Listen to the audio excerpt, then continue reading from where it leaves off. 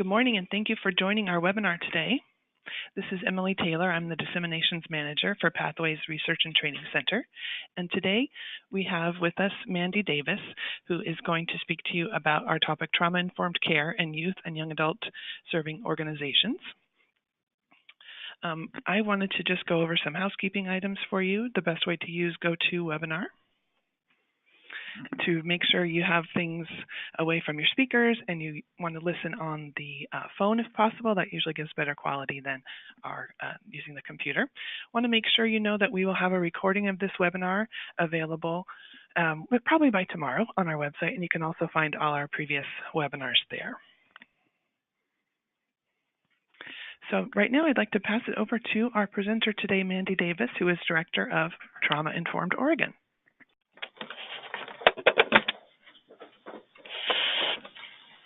Hi, everybody.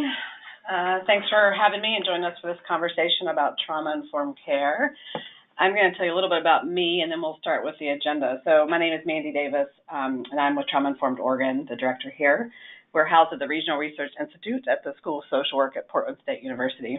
So our time today, we don't have much time, so I want to try to get you to some tools and implementation resources. What we're going to do is I'm going to talk a little bit about kind of what is trauma-informed care and why it's important, mainly to set context for how we at Trauma-Informed Oregon are doing that work. And then I want us to look at some tools, kind of jump straight into implementation. So, this will be quick, so kind of a broad brush of what are some tools to get started, and then we'll open some questions. As we go through, I'm going to be showing you some resources about kind of where to screen, like how to tell where your organization is, and we'll do a poll about that. So kind of start to be thinking as I'm talking about where you think your organization is in the process. So when we talk about Trauma-Informed Oregon, again, I just want to tell you kind of how we organize ourselves. We are a statewide collaborative. We are primarily funded by the Oregon Health Authority. We started in 2014, and we have some partnerships with Oregon Pediatric Society and Oregon Science Health University. We also have a leadership board. And again, I'm telling you all this because I want you to be thinking how you're going to structure the work you do or how you are structuring the work you do. We have a leadership board that represents different systems across the state of Oregon, as well as includes people with lived experience across age as well as across those systems. We also have OTAC, the Oregon Trauma Advocates Coalition, which is a youth and young person-led group that focuses, that advises us at Trauma-Informed Oregon about the work we do, sits on our leadership team, and also generates their own resources specific to the needs of that population. And I say that, and I'll show you those resources at the kind of end of the presentation. We focus, as you see here, we focus really in 4 areas. So centralized resources and community building. So that's kind of getting out and about and connecting work across the state.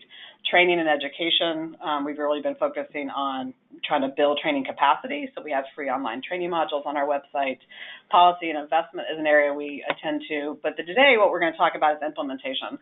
And so that's another area we are kind of jumping into is how do we measure, how do we do the work, and how do we measure the work as we move forward.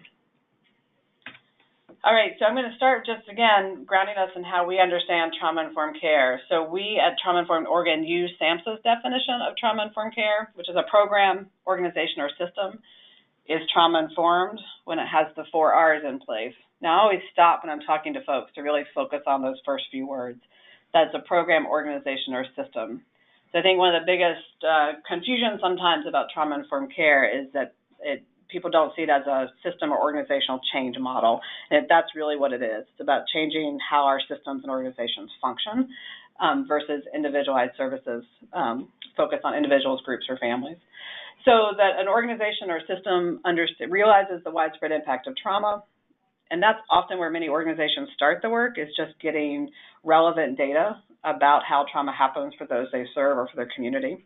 It recognizes the signs and symptoms of trauma, not only in clients, but also in families, and really important in our work here at Trauma-Informed Oregon is in our workforce.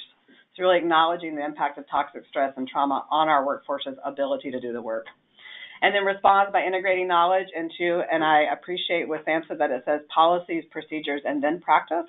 So again, a lot of our focus is on what are your human resource policies, your vacation policies, your intake, eligibility, those type of things is what we really focus on in our work here. And then we seek to actively resist re-traumatization. And I always think it's important to note that that seems like, of course, but we also know that a lot of the work we do causes traumatization or re-traumatization. So when that happens, how can we kind of lessen that, repair and restore that when it happens? So important as we talk about this work that we kind of always talk about what is trauma. And I think this is really important as you continue, if you kind of are in this work or doing this work, that you really have this conversation every time you say the word trauma is to define that. Often I use trauma, toxic stress, scarcity, adversity. So the different words will be important for your different systems. So just a reminder that when I talk about trauma, that we're talking about trauma that can be experienced, interpersonally, but also that includes collective, historical, and generational trauma. And what we pay a lot of attention to is trauma caused by our systems, like housing, education, healthcare. And we want to also make sure that we're including in our work and our learning and in our kind of work around trauma-informed care the experiences of racism, sexism, heterosexism, ageism, ableism. Those type of experiences are also considered as things that cause toxic stress or trauma. We want to include that in our definition, which often aren't included in our intake assessment instruments or screening tools and et cetera. Now, this is one thing that I spent a lot of time on through the state of Oregon, and again, based on where you are in the work, you'll want to kind of talk through is trauma-specific versus trauma-informed. So what we believe is that everyone should be trauma-informed, and what that means is that, again, your policies, your practices, your procedures are developed, modified with the understanding the impact of toxic stress and trauma. So again, that organizational change model, whereas trauma recovery or trauma-specific services are focused on individuals, families, and groups. We believe everyone should be trauma-informed. All systems should be trauma-informed, but not everyone should do trauma-specific services. So you would want to ask yourself now, does my organization also need to have trauma-specific services? So, for instance, I would say the Department of Motor Vehicles needs to be trauma-informed. But I would not expect them to have trauma-specific services. So that's something for you to think about in your organization. What can be really hard for folks is when there's trauma-specific services, you're providing trauma-specific services in a non-trauma-informed environment. And that can be a pretty significant place of stress, not only for those receiving services, but for the providers who are trying to do the work in that way.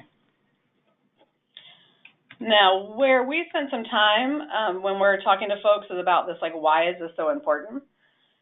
And so we talk about the trauma as pervasive, and it's, again, important for you to have data about that, that is representative of the populations you serve. But we really talk about those last three kind of points that are up here.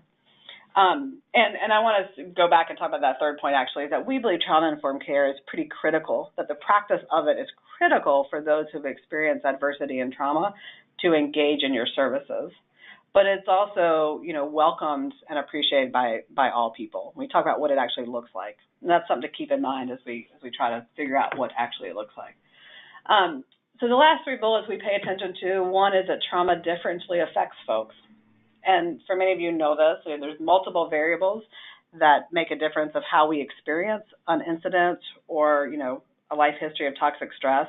And there are variables that also make a difference of what we have access to after we have experienced toxic stress.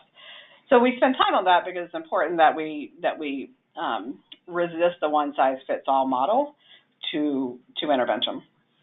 Second is the last two bullets and points are where we spend a lot of our time at Trauma-Informed Oregon is that we talk about how trauma and toxic stress adversity affects how people approach services. So this is important because we really see trauma-informed care as an engagement tool so that we often know we've already had practices that we know work, or we have some good research about what works for folks, but folks aren't getting to our services. So the two things we're paying attention to in the trauma-informed care movement are getting people to services that we want that are effective, and keeping our workforce healthy enough to stay on the job to be able to provide those services in the way they need to be provided. And so the toxic stress affects how people approach those services. So people, before you might even be engaging or meeting folks, they're already at a place of activation or at a place of toxic stress. And again, we can talk more about that. But that's really how we look at that is before people even come to you, what have they had to experience? What is your lobby like? What is the transportation into your services? What is your paperwork like? The questions that people are being asked. Or really importantly, as we move into the next point, is that we believe the service system has often been activating or re-traumatizing to many people. And so what has been the experience that person or family or group has had with your agency, with your building, with your services, and et cetera, and kind of doing the work around that. Now, this next slide is really talking about kind of just to give you an idea of how we've done kind of conceptualize this work.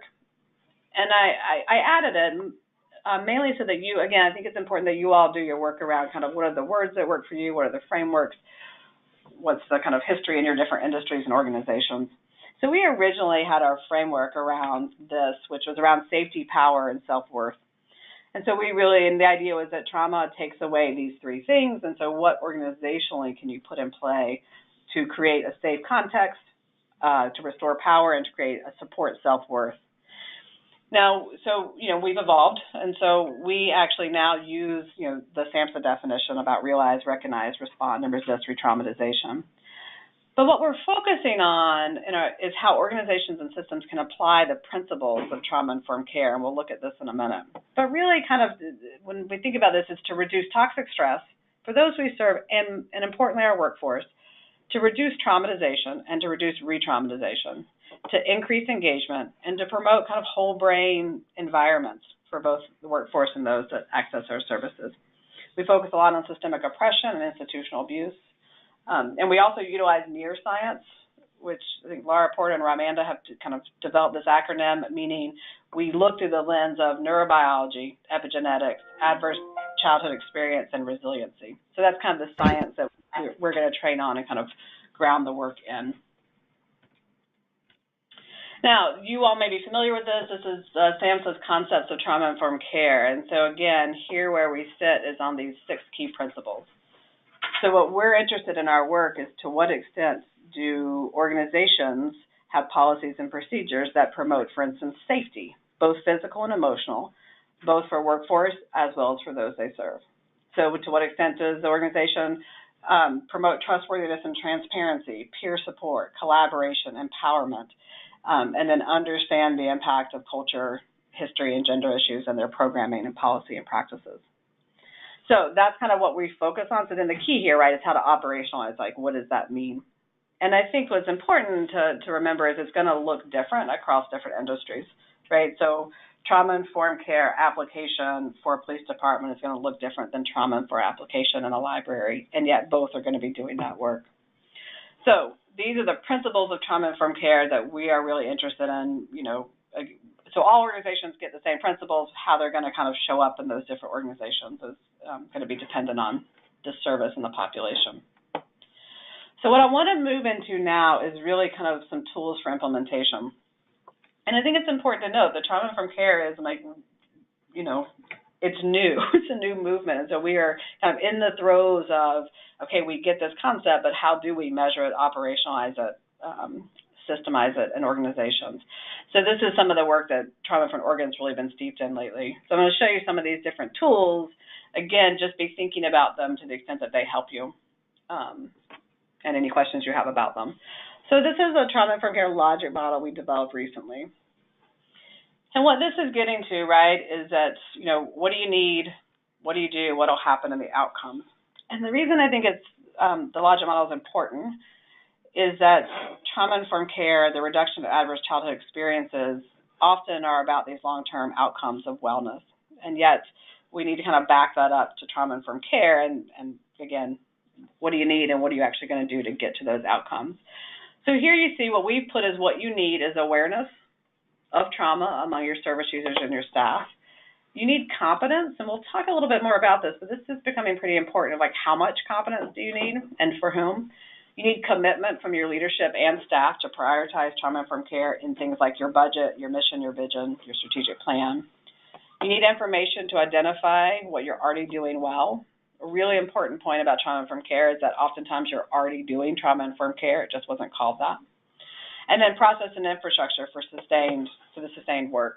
And then what you do, right, is you're going to change policies, you're going to change practices, you're going to assess and possibly change your physical environment and then your personal interactions. So these are those principles from SAMHSA. And then I think this is the part that I want you to kind of really sit with, because this is what we think is probably what we want to study the most, which is the change in the service user experience. So what will happen if those policies and practices reflect trauma-informed care is that people will feel safe, they'll feel empowered, they'll feel valued and cared for, they'll believe the organization has their best interest in mind, and they'll trust the organization staff and leadership. Now, how to measure that, we're still working on, and so if you all have ideas, I always love that sharing. So the idea of how could someone leave an organization, leave an encounter, and be able to tell us how they feel about that. So that if that's happening, if people are feeling safe and empowered, that's kind of the two big areas that we're going to see is we think we're going to see service user engagement and satisfaction. So more appointment completion, less no-shows, less absences. So for instance, like at school. And then we'll also see more staff engagement and satisfaction. So less turnover, less sick days, less burnout. And then that leads to better health and wellness. So again, we can break all these down. And that, if you haven't looked at your own organizational kind of workforce turnover rates, it's a really important thing to do because we're paying a lot of attention to workforce retention and turnover, not only for the health of the workforce, but as you know, when we talk about trauma, it's hard to talk about doing interventions and engagement well if our workforce is constantly changing over all the time and we're asking families to engage with different people constantly. So, big picture logic model. Then the second thing we have here is this roadmap to trauma-informed care. Now, we developed this a little while ago, and it's pretty simple, right? As I talk about this, though, and then I move it into the next layer of an organizational screening tool, I want you to start to think about where you think your organization is, like to what extent do you think you are on this roadmap, because we'll be asking you to share that with us. So the roadmap, again, doesn't say, it's not brilliant. It says, recognize, be aware of some things, have a process and infrastructure for understanding what's happening, have foundational knowledge, is your agency ready? Then you need to gather some information, prioritize, implement, adopt policy, practice, and repeat. So kind of broad brush roadmap. And we did this a while ago, and then people kept kind of going after the roadmap, but we're also like, but how do you do each of those things, right? So we then developed this. And I'm going to sit here for a little bit and kind of explain this. So Missouri Department of Health and Partners, and you see a citation down here, has the phases of trauma-informed care. So phase 1, trauma-aware, trauma-sensitive, trauma-responsive, trauma-informed. And you'll notice that the second row, you'll see those are the pieces of our roadmap. So we map those things together. And the reason why is because people really were able to resonate with the phases of trauma-informed care. And I think what it allowed people to do is to buy some time that the things like roadmaps weren't giving them. So everyone's kind of like, okay, we need to be trauma-informed because the grant's asking us to do that, or we need to do that, or we believe in it.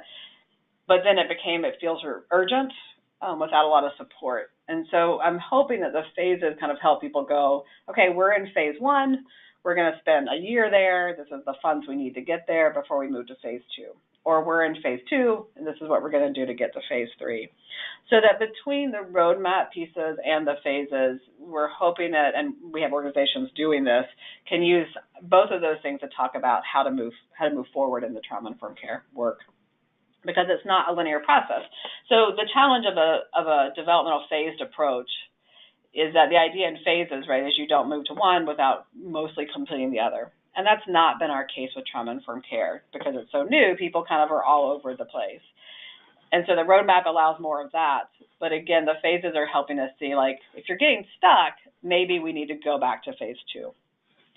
So I want us to look at this together, and then we'll send a poll out. And I'm going to ask you in the poll, are you a 1, 2, 3, or 4 in your organization? And you probably realize very quickly that it's not, a lot of people say I'm a 2.5. I know you can't, it's hard to be like one or the other, but just think about which one fits best at this point.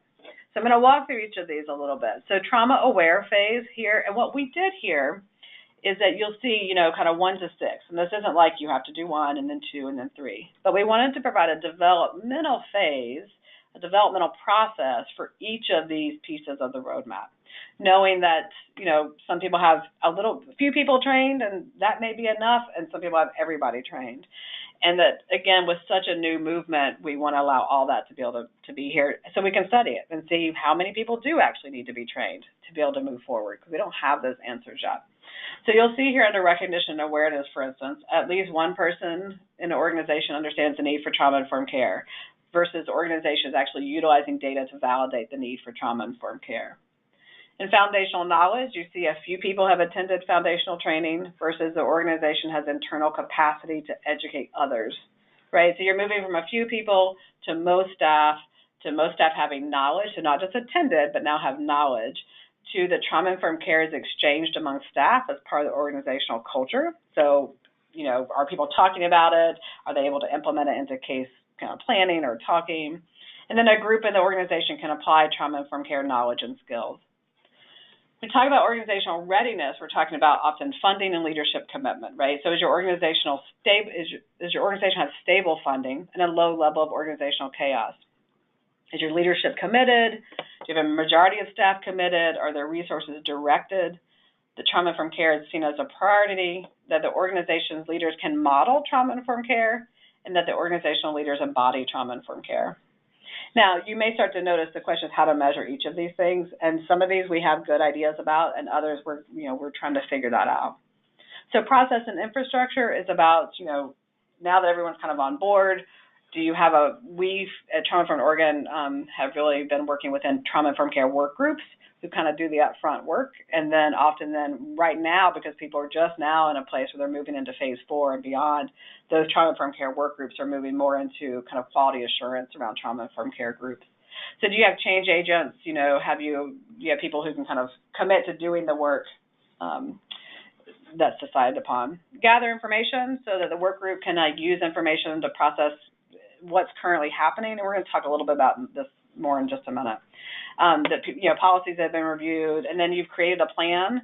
And again, these are typically 3- and 5-year plans, right? And then phase 4 is that you're implementing. So you'll see any change to policy practice has been initiated, changes are reviewed, did it work, they're modified, and then we'll see and adopt they're then kind of taken into the organization, they're systemized. Because we often find people have great things they're doing, but they're not systemized across the organization or across multiple programs. And then assess, here then we have this kind of infrastructure support around that we continue to do the work. Now, a few things before we ask you where you are is we don't have, or I'm not aware of yet, any research that tells us each of these phases takes a certain amount of time. I'm wondering if it's kind of a year in awareness, a year in sensitive, a year in responsive, and then 4, I think 1 through 4 is going to be a 3 to 4 year plan, but that isn't it's not then over. So then it's constantly having infrastructure within the organization that can be monitoring kind of new things that are popping up or how we need to change the current things as new data, new information, new science comes available. And we'll talk a little bit about how some people are doing that. So what we find, I think let's open the poll.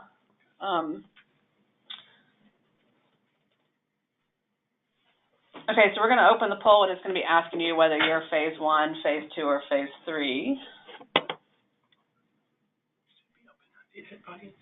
Here? Yeah. Okay. So, yes, you'll just click on one of those, and then we'll kind of see where folks are, and that'll help me also give you some tips of moving through those phases.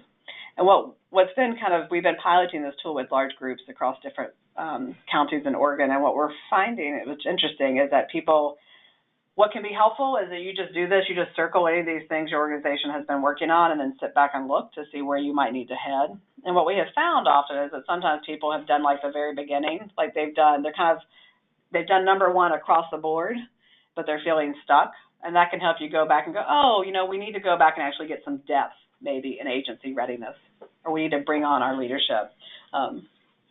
What's that? All right. So that poll is closed,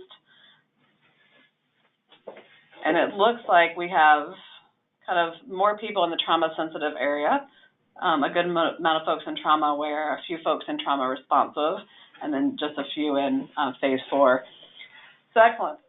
So what's really interesting about that is I was recently with an organization that had seen themselves like in trauma sensitive, but the more other people around that in that community that use the organization were like, no, you're trauma informed.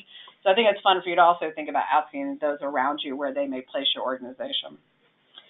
So again, we are just starting to use this, and again, trying to use it as a screening tool to help people decide where to go or where to put more depth in that work.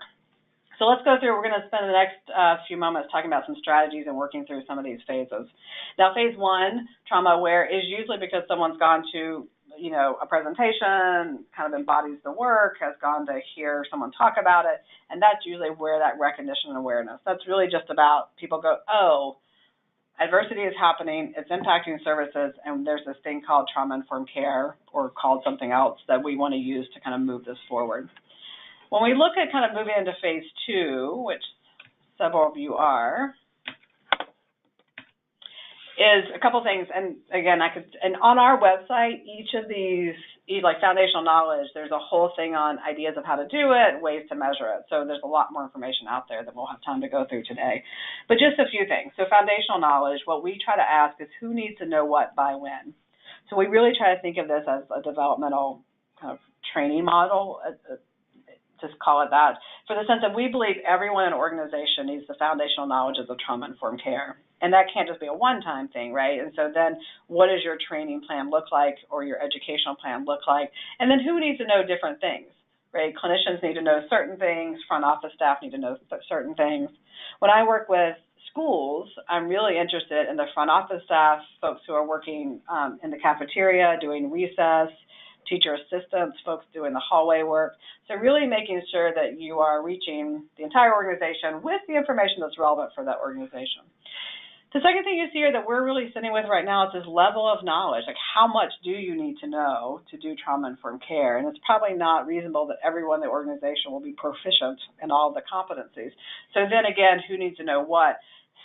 We are finding that some group need to know enough that as you are making decisions about is this policy or is this decision trauma-informed, that you have some people around the table who can help guide that process based on kind of the science of trauma and adversity. So that you're not kind of spending lots of time worrying about whether the lobby color should be this or that, that you also have people in the room who can say, well, what's most important is this part of that. So that's just something to think about as you think about training and education with that. And then another word is people have been saying recently I really appreciate is socialization. So spending time I think we actually are rushing too quick into phases 2 and 3 and 4, or phases 3 and 4, without spending more time on really getting people socialized in this whole concept of trauma-informed care. So especially large entities might just want to spend a year dropping knowledge in lots of different creative ways. And that doesn't mean talking about trauma all the time. It's talking about resiliency. It's talking about interventions. It's talking about health and wellness. And those things could be done in TV screens at your organization or in brown bags or in 5-minute videos and kind of lots of different ways to do that. Agency readiness is a big issue, and it really goes either way. Sometimes a really chaotic agency, this can be helpful, or sometimes they need to wait. The two things I will tell you that we're going back and spending time on is leadership capacity. So what do leaders need to shepherd this process forward? And that's not been something we've spent a lot of time on before. So I think that's something to think about as you think about how ready your organization is that oftentimes you get stuck in that leadership place. And then process and infrastructure. So again, we really recommend a trauma-informed care work group. That's obviously going to depend on how you structure yourselves, how big your organization is. And on our website, we have kind of how to do that work group, meaning the most important thing is making sure that work group is representative of the voices who experience your organization and services, so that it's including the voices of those who access services as well as people across different levels within the organization. All right, these are just some things I wanted to bring to your attention because these are folks who do the work, who shared this with us. So kind of some challenges and resistance, and I'm a big fan of going straight at the resistance to trauma-informed care, so I think it's important that you ask that question. Sometimes just the words trauma-informed care cause people to not listen any further, and I recommend folks find the words that work in your work and in your industry. And if we have time, I'll say this later, but I'll say it now too, is that if you're already doing, you want to connect this to initiatives you're already working on. So some common challenges to resistance are people are concerned that it means more work, they think it's about trauma therapy, so there's trauma-specific services versus trauma-informed care. So their front office staff is like, well, that's not for me because I don't do that type of work. And that's when you're like, actually, trauma-informed care is about everyone's kind of commitment to doing work in a certain way, regardless of what the work is. Some people, do they believe they can actually do it? So some people are like, I'm not sure I can do that type of work. Another resistance, or actually can be a resistance, but also is about lessons from the field, is really acknowledging what's already been done. There are usually lots of people who've been doing this work for a long period of time, and it just hasn't been recognized, or it just hasn't been called trauma-informed care. So making sure you're starting all the work you do with acknowledging that, what's already happened, or that person in your agency who's been saying this for 10 years, and finally people are listening. So take time to do that. And some people worry that it's going to cost more money, or how to fund that. So some quick lessons from the field that I think have been helpful to me to hear from folks doing the work is having human resources involved from the very beginning is often important, because a lot of the trauma-informed care work is, again, around workforce. So having them at the table at the beginning is going to be important. I said this already, but connecting it to other initiatives you're doing. So person-centered practice is very much aligned with trauma-informed care.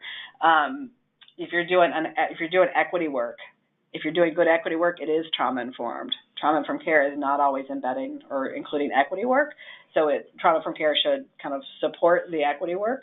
So think about it that way too, because that also keeps it from being another thing you have to do. Having management involved. When we first started this work, the work groups, we suggested not having management, so people felt kind of okay to talk. What we found, though, is that having management, and you need the right management who are flexible and open to listen. But having management at the table has been really helpful to move things forward kind of quicker as we looked at policy changes and et cetera. Think big, start small. So, keeping the focus on what is the end goal here, and that oftentimes those end goals are really big, reducing adversity, increasing wellness and health. But then starting with, maybe you're going to do a screening, or maybe you're going to change your lobby, or maybe you're going to put some signage up that represents the principles of trauma-informed care. And then we really encourage people to do things, like try things, measure it, and report out about it, because that also helps the socialization of it, right? And so we're going to try to put signs around the building that represent the principles of trauma-informed care, and then go back and ask whether that's been helpful to folks as they do the work. All right. So trauma responsive, this phase 3, has really got two major things. It's gathering information and then making a plan. And I want that seems pretty straightforward. That gathering information piece, what I want to tell you, so there's standards of practice we have on our website. You're welcome to download and modify and use. We have one for healthcare, one for schools, and one that's our original one. There are also plenty of other structured approaches out there, from the Community Connections and the Center for Family Homelessness, and et cetera. And those resources are on our website as well. But what I want to tell you that I've learned in doing this with different organizations, and it's been really helpful when you gather information, is to start with, what are we already doing that would be considered trauma-informed, right? So a teacher that shakes hands with students as they walk into the classroom, that's trauma-informed. Again, they probably haven't called it that. So whatever you do, I think that's a really important piece, because it allows your organization to be like, wow, we're doing pretty well. And then we can really focus our efforts in this particular space. Maybe it's in peer support. Maybe it's in eligibility criteria. Maybe it's in your physical space. So I really recommend whatever you pick to kind of assess how you're doing, that you really focus on the strengths of what's happening. And then the prioritizing and creating a plan, really making sure two things, that you understand this is kind of years of work, and that the ideas are generated from staff and those receiving services. And that takes more time, and yet is way more effective in doing the work. The structure, so, I won't spend too much time here, but just to know, there are these kind of assessment tools, and you can find these Community Connections, Center for Family Homelessness. You can also then do a framework around, the standards of practice, and there are several of those out now. Or you can decide you want to do it on the principles of trauma-informed care as a framework. So our original one were those safety, power, and self-worth. So it's really up to you how you want to frame the question of what are we doing that fits trauma-informed care.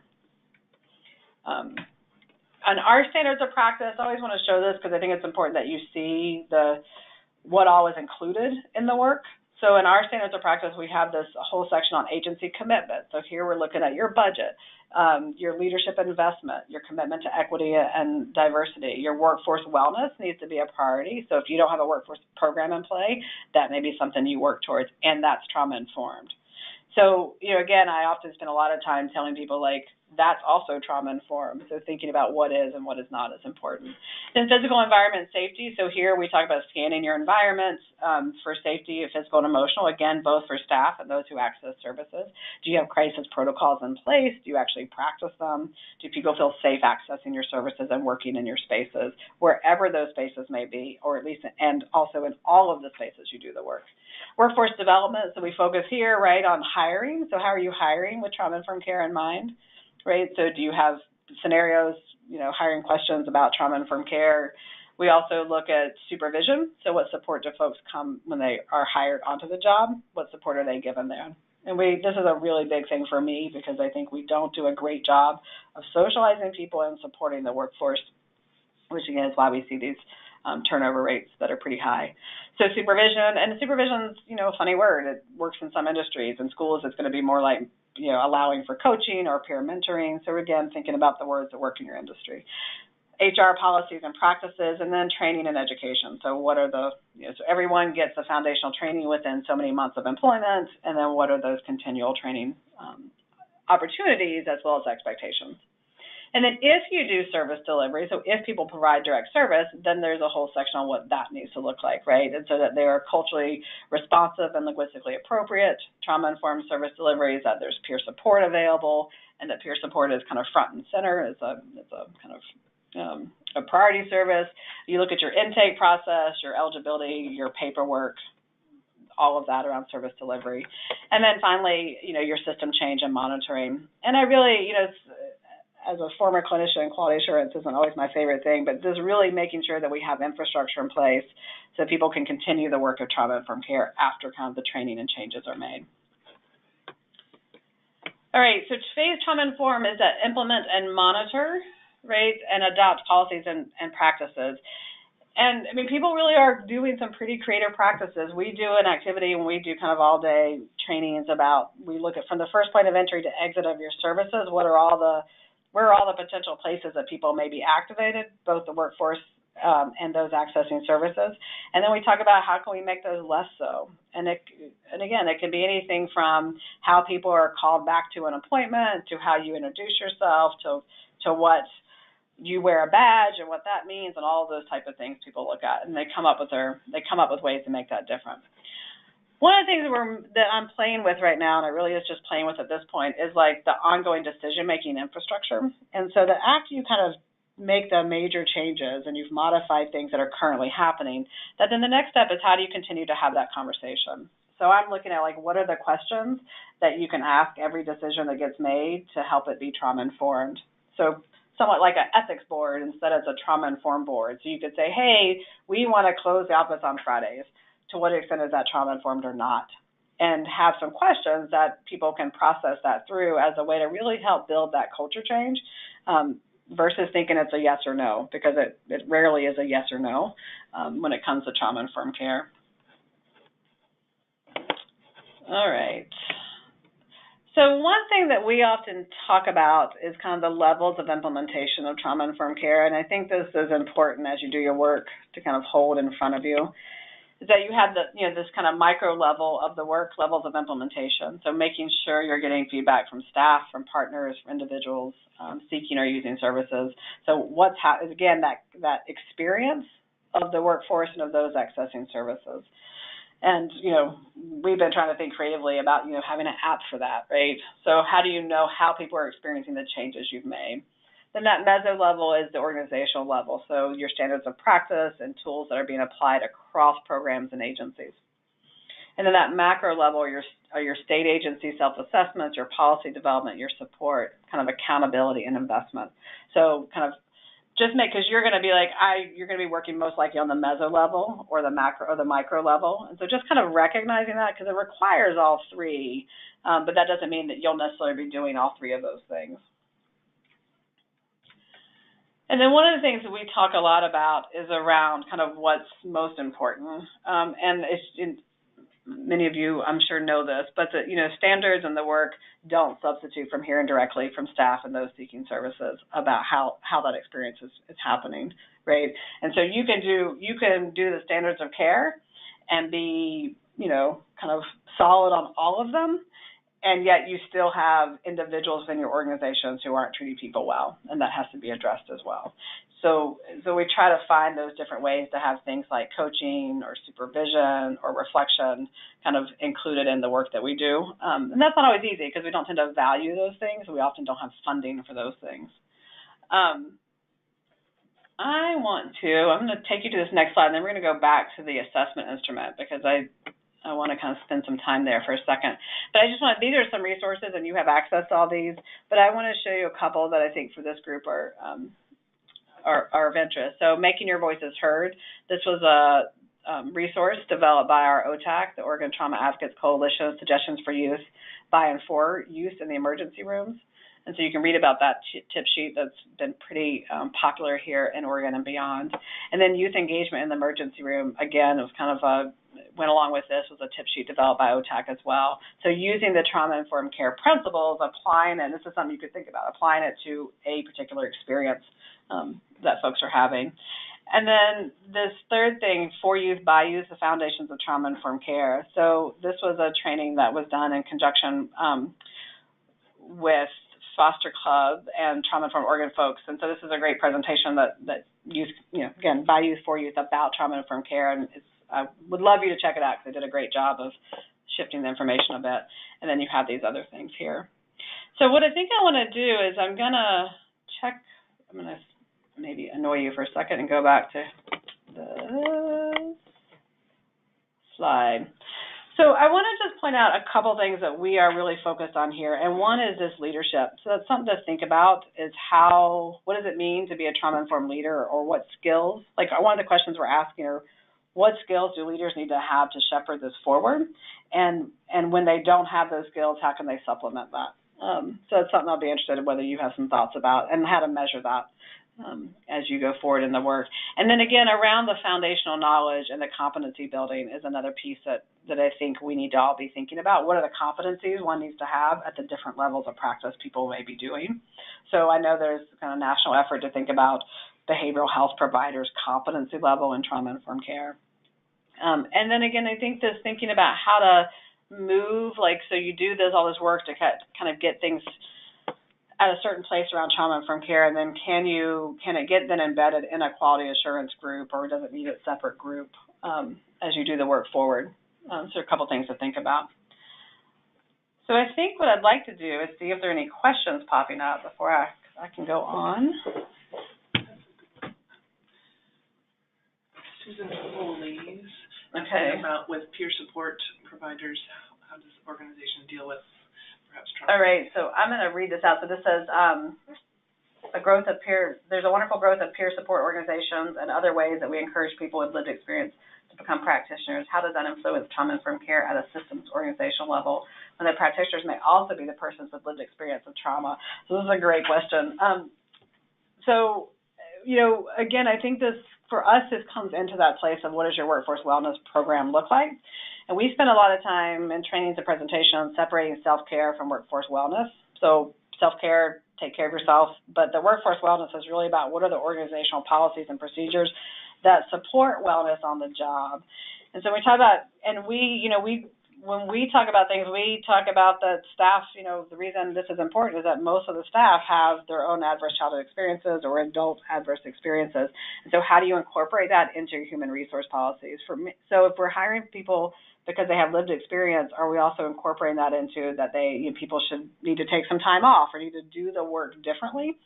I have not seen kind of research material, and this is a way to do that. I have anecdotal material of how people are doing that that we could share. I will tell you on our website, Becky Child, who works with us, developed a PowerPoint for peer support in doing trauma-informed care in order to kind of care for themselves in that process. So that's available and was particularly focused on that. So how do we care for peer support staff as they do the work? So that may be something to check out.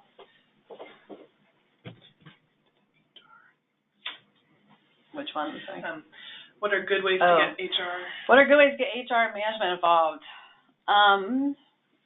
That's a great question. And a related one about onboarding. Onboarding, yes. So I think And I think we can answer like questions on email too, right? Yes. So if I don't answer your question, please just send it back or say I want more. HR has actually been pretty willing to sit at the table. Now sometimes the biggest resistance from HR I have found is a concern of like, now you're going to ask, there's this concern that now everybody's going to talk about their trauma history, and that sometimes makes HR a little worried, and you're going to correct that and say that's not what trauma-informed care is. So telling HR that you need them on board because it's helpful to have their expertise in strategies for workforce wellness, we've actually found them to be they've welcomed the invitation to be at the table. Now, sometimes you might need to do some kind of education with that. But I feel very easily they're there. What we talk a lot about is the reason to have them there is for that workforce retention, and because they're often in charge of onboarding. So the videos we develop that are online on our website, we develop for the purposes of onboarding. So the idea is we would like to get to the point in the trauma-informed care movement, right, that people are just coming into the work with some base knowledge of this. And the videos we did were we talked to HR folks and said what would be most helpful. And they were like 5-8-minute videos with some discussion questions, with a potential quiz. So we use that group to help develop those. And I just can't think of anything more important than how we onboard folks. And each of you need to ask, based on your organization, what that looks like and how long that is. So there's onboarding and there's content. I really believe that in social services we do a pretty poor job of bringing people into the profession in a healthy and well way. And then we expect health and wellness and strength-based things to come out of that. And so I think we need to spend some more time onboarding into that. But all the organizations, you also have to strive to have in this workforce wellness program. So you can say, as you come into the work and these stressors happen, here's what we have and available to you. And that is, EAPs are great for that, but it's not just that, right? It's really and there's some organizations out there who have done some great work. The Harlem Children's Zone I recently presented with, and they had some great stuff on workforce wellness that they really spent some time on incorporating. We're getting a lot of really good questions, so we'll see how many we can get to here. School leadership, government funding. School leadership. I think, so one of the questions is what's the most compelling argument to be made to get school leadership involved, I think. Sorry, it moved quickly on me. And I think the biggest thing for schools are a couple things. And I think actually a lot of probably not a lot, but there's actually data that sits with schools. So with schools, the two things we look at in Oregon is attendance. So trauma-informed care is an engagement model, therefore it should help with attendance. And so that's one of those connections you want to make in the work. And there's pretty good, evidence around people's, especially students' ability to learn. So students' ability to learn based on kind of stress and toxic stress, both before school and during school. And so that's really where I go into the door with schools, is on attendance and on learning. And some of the models out there that are around schools have some of that support. I think a lot of the school-based work, that's what's been neglected, and some of that is the supportive staff around teachers. So again, the front office staff, the bus driver, the cafeteria worker, those folks, I think it's a much better model to have as a full building model, because it allows kind of peer support in doing the work. Another thing we talk about around workforce wellness and trauma-informed care is vicarious resilience. So oftentimes we talk about vicarious trauma, but not vicarious resilience. So how do we develop a workforce that can kind of feed off each other in that way as well?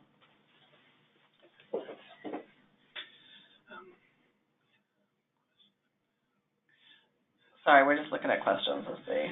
I think wellness strategies for staff exposed to secondhand trauma.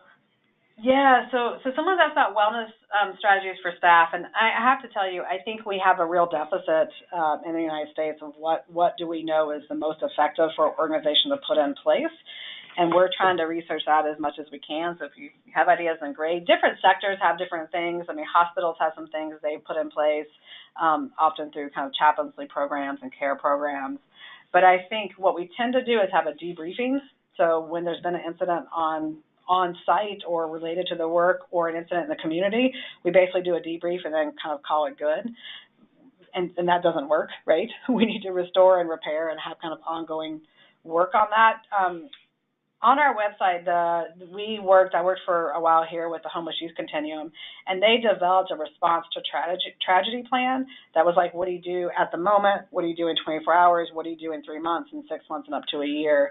And I think they did it's very specific to the type of work they do, but I think you could look at that and get some great ideas of how they kind of continue the work and, evolve it.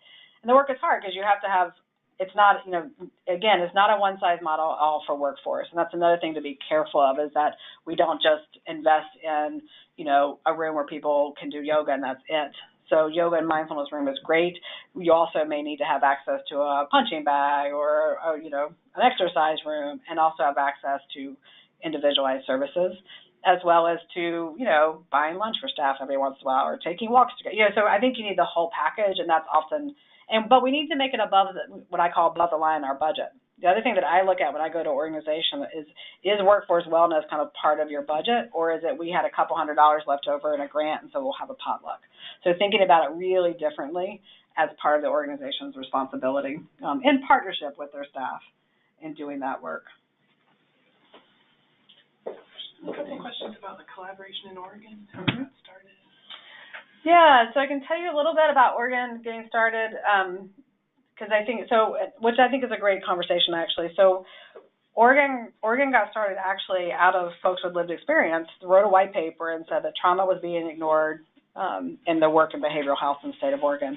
And that prompted a policy in 2014 that said anyone receiving funding from the Oregon Health Authority for behavioral health services needs to strive to be trauma-informed. And I encourage you to read that policy, and I don't always encourage people to read policies, but it's a great policy written by folks with lived experience, and I think you'll see that throughout that. And that really propelled the work, and then the legislator put some money aside to start Trauma-Informed Oregon, and it's continued since then. And I think what's been really, what's worked well is that we have great partners that lets us span systems. So I will talk to Department of Corrections, Department of Education, the Health Authority, Public Health. There's work happening right now that I think is really exciting of working with natural resource managers who are encountering folks who are experiencing houselessness. And so what can help them do that work in a different way. There's some work happening around responding to kind of climate disruptions and the impact on behavioral health, and so how to bring those two kind of sectors together is happening around this conversation around trauma-informed care. So I think what's been probably successful for us is that being flexible and adaptable and trying to stay on top of things, which, it can be daunting at times too, but because this is a new movement, really trying to figure out who's doing what and connecting people doing the work to each other to hear, would that work in my county, in my community, in my organization, with my population, knowing, again, that there's lots of ways to approach the work. We really focus our work here on kind of the do-it-yourself model, so that there are models out there that people can utilize, so that we're trying to develop resources that are free and public domain. And that's been helpful because we're at a public university with a state partnership, and that's been pretty powerful because it's allowed people to see the state cares, and then it's allowed the university to be able to put out information that's public domain. But I think that most important is that we spend a lot of time listening to what's working and what's not working. So we actually have in our, we kind of have it budgeted that we go out in the community to hear what's working and what's not working. Where we're headed next, as we kind of wrap up, because I know it's the time, where we're headed next, so the online training modules were a big push for us to be able to build capacity. And now we're really looking at measurement, metrics, and also kind of the infusion with other things like equity and trauma-informed care. And how does that really look when it's supporting one another? And this may be interesting for a lot of you all, is that one project I worked on was looking at restorative justice, looking at motivational interviewing, trauma-informed care, and equity, and really finding a way to kind of put those things together and doing a better job of us sharing out that way. So again, our staff aren't seeing here's this other thing, but they see how it's connected. And that's been, I think, a pretty big important thing for us to do. I'll try one more. There's a couple Sure. about management and CEO engagement and strategies with group homes. Yeah, so there's some questions about management and CEO engagement. This is a thing we're trying to work on as well. I mean, we find that management and CEOs, we can get them to the table. I think depending on lots of different variables, how you get them to the table. Sometimes it's me having an hour conversation about the intention and what's the purpose of all this. I really do think most of the resistance comes from people not realizing that trauma-informed care is about organizational change and seeing it as this idea that everyone is going to get therapy. And so I think really starting with your CEOs on what it is and what it's not. I often have that as a third slide in a presentation. It's often really helpful. And why it's important to their workforce. And it's important to keep your workforce. It's just funding and cost issue too. To keep your workforce on staff is going to do better to keep the services going well. So I think finding your elevator speech that works with the language. This is something when I teach the class, students do an elevator speech, and it's not the same language for everybody. So I think finding what works for your industry or organization is pretty important. One of the things I'm interested in, and some of you out there may have this, is like when we think about a leader being a trauma-informed, kind of embodying trauma-informed care, what does that actually mean? And so that's what we want to move into is, can we watch folks do that? We're looking at projects that even look at behavioral indicators that trauma-informed care is happening in a engagement session, right? Like, what does that look like, and how can we say to someone, like, you did a really great job in a trauma-informed way in this, and here's where you might do some work. But that's all in development at this point. Excellent. There has been such strong interest. We really appreciate everyone participating in the webinar, and we will send follow-up emails to the questions we couldn't get to today. I want to thank Mandy for your time. This has been a fantastic presentation, and we look forward to more in the future. Thank you very much. Thanks, everybody.